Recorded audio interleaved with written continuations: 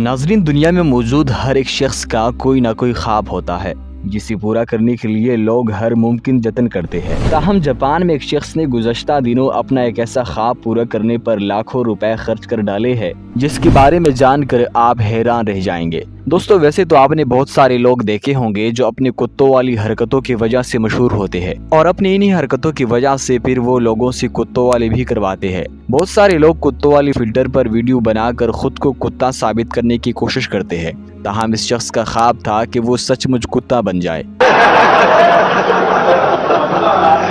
اور اپنی اسی خواہش کی تکمیل کے لیے فلموں اور ٹی وی اشتہارات کے لیے کاسٹیوم تیار کرنے والی ایک ایجنسی سے رابطہ کیا اور انہیں اپنے اس خواہش سے متعلق بتایا۔ زیپ نامی اس ایجنسی نے اس کے لیے ایک ایسا لباس تیار کیا جسے پہن کر یہ شخص ہو بہو کتے جیسا نظر آتا ہے۔ اس لباس کی تیاری میں کمپنی کو 1 ماہ کا عرصہ لگا اور اس شخص نے اس پر 31 لاکھ روپے خرچ کر ڈالے۔ اس شخص کی ایک ویڈیو یوٹیوب پر پوسٹ کی گئی ہے جس میں اس نے یہ لباس پہن رکھا ہوتا ہے۔ اس لباس کو پہن کر ویڈیو میں وہ بالکل کتے جیسا نظر آتا ہے۔ اگر صارفین کو یہ نہ بتایا جائے کہ یہ کوئی آدمی ہے جس نے کتے کا لباس پہن رکھا ہے تو کوئی اسے پہچان نہیں سکے گا۔ جب اس شخص سے پوچھا گیا کہ اس نے یہ حرکت کیوں کی ہے تو اس نے بتایا کہ اسے کتوں سے بہت پیار ہے اور اس کا بچپن سے یہ خواب تھا کہ وہ بڑا ہو کر کتا بن جائے۔